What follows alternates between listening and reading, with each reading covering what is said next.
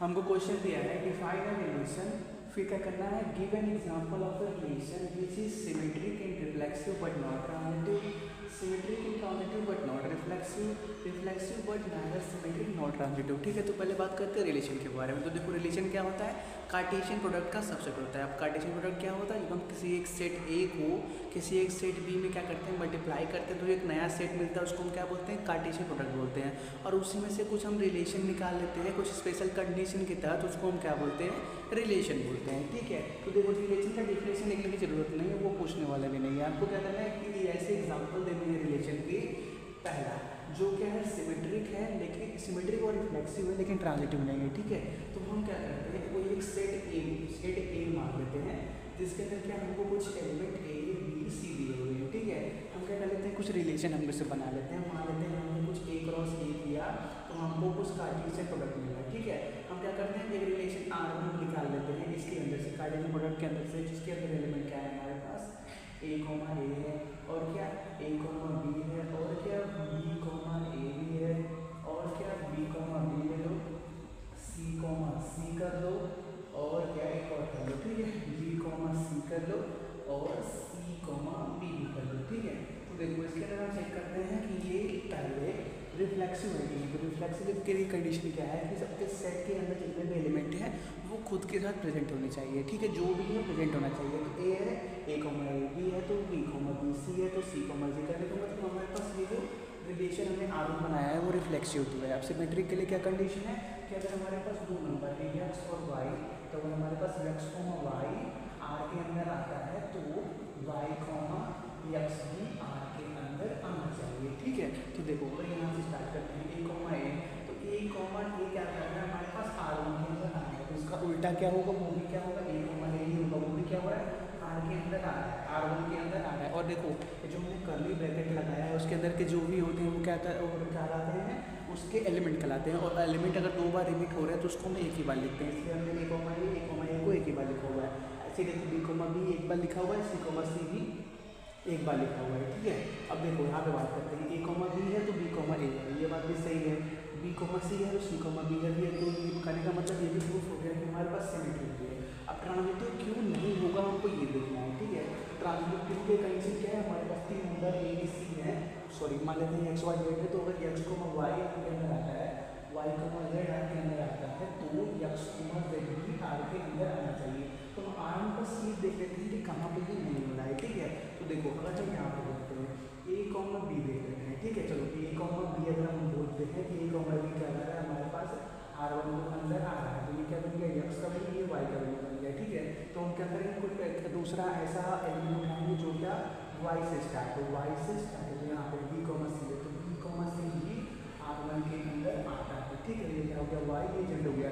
तो हमारे पास ट्रांजिटिव का कंडीशन क्या है कि एक्स कोमा जेड भी आना चाहिए। करने का मतलब ए कोमा सी भी आर के अंदर R1 के अंदर आना चाहिए, लेकिन ए कोमा सी कहीं पे भी हमारे पास नहीं है। हम बोलेंगे कि since A comma C doesn't belongs to R1, so ये जो रिलेशन है वो सिमेट्रिक और रिफ्लेक्सिव तो है लेकिन ट्रांजिटिव नहीं है। ठीक है, 2 मिनट का टाइम दो, थोड़ा सा प्रेयर होने वाली है। ठीक है, उसके बाद स्टार्ट करते हैं। ठीक है, चलो कंटिन्यू करते हैं। ठीक है, हम क्या कर लेते हैं तीसरा देख लेते हैं क्योंकि तीसरा भी हम इसी के अंदर देख सकते हैं। ठीक है, तो हम कोई रिलेशन R2 डिफाइन कर लेते हैं जिसके अंदर एलिमेंट क्या है ए कोमा ए है और क्या बी कोमा बी है और क्या सी कोमा सी भी है और क्या ले लो आप बी कोमा सी ले लो और क्या ए कोमा बी ले लो। ठीक है, चलिए देख लेते हैं।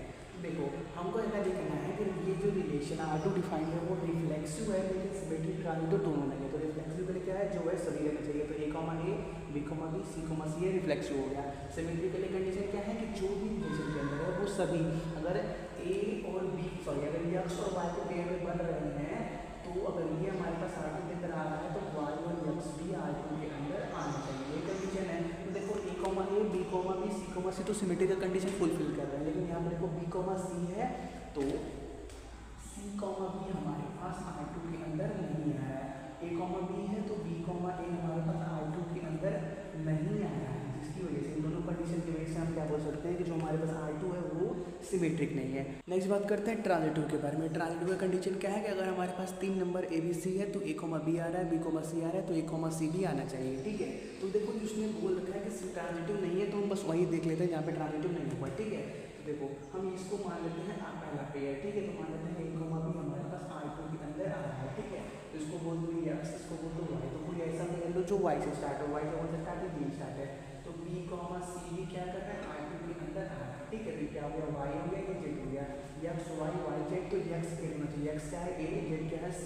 तो a, c भी R2 के अंदर आना चाहिए, लेकिन यहाँ पे देखो a, c कहीं भी प्रेजेंट नहीं है। तो हम बोल देते हैं कि since a, c doesn't belongs to R2, तो हम क्या बोल सकते हैं कि जो हमारे पास रिलेशन R2 है वो रिफ्लेक्सिव तो हो गया, क्योंकि a, b, c, c तीनों था, लेकिन सिमेट्रिक और ट्रांजिटिव नहीं हो पाया। सिमेट्रिक क्यों नहीं हो पाया, क्योंकि ये नहीं था। ट्रांजिटिव क्यों नहीं हो पाया, क्योंकि ये नहीं था, ठीक है। हम नेक्स्ट बात करते हैं, सेकंड में जो क्वेश्चन हमने छोड़ा था उसके बारे में, आप इसको नोट करो। चलो तो कोई हम दूसरा सेट बना लेते हैं, ठीक है। तो कोई एक दूसरा सेट बना लेते हैं जिसके अंदर मान लेते हैं कोई सेट एक बी है, जिसके अंदर एलिमेंट क्या है -5, -6 है, ठीक है। हम क्या करते हैं, उसे एक रिलेशन डिफाइन कर लेते हैं, ठीक है। मान लेते हैं हमने बी क्रॉस बी किया, कार्टेशियन प्रोडक्ट बनाया, उससे कुछ रिलेशन बना लेते हैं जिसके अंदर हमने से क्या निकाला, -5, -6 निकाला, -6, -5 निकाला, और क्या -5, -5 निकाला, ठीक है। तो इसी तरह को चेक करना है, क्या चेक करना है कि सिमेट्रिक और ट्रांजिटिव है लेकिन रिफ्लेक्सिव है। तो रिफ्लेक्सिव की कंडीशन क्या है कि जो भी एलिमेंट सेट के अंदर है वो सभी अपने के साथ प्रेजेंट होना चाहिए। तो -5, -5 तो है, लेकिन -6, -6 नहीं है। तो ये बात प्रूफ हो गई कि रिलेशन हमारा कैसा है। लेकिन आप since -6, -6 doesn't belongs to R, हमारे पास जो हमारे पास रिलेशन R है वो कैसा हो जाएगा, सिंपल रिफ्लेक्सिव नहीं रहेगा, रिफ्लेक्सिव ये वाला है ना, अभी यहाँ पर नजर चला गया था, रिफ्लेक्सिव नहीं रह जाएगा, ठीक है। अब बात करते हैं सिमेट्रिक के बारे में। सिमेट्रिक का कंडीशन क्या है कि अगर हमारे पास -5, -6 है तो -6, -5 भी होना चाहिए। तो ये सिमेट्रिक का कंडीशन फुलफिल कर रहा है। और इसका इमेज क्या होगा, -5, वो भी क्या हुआ, एक ही बार लिखा हुआ है, इसलिए हम बोल सकते हैं कि हमारे पास जो R है वो सिमेट्रिक है। R कैसा है, सिमेट्रिक है। अब ट्रांजिटिव का कंडीशन हमको क्या देखना है, ट्रांजिटिव का कंडीशन देखना है, ठीक है। तो ट्रांजिटिव की कंडीशन क्या है कि अगर हमारे पास a, b, c 3 है नंबर है, तो a b आ रहा है, b c आ रहा है, तो a c भी आना चाहिए, ठीक है।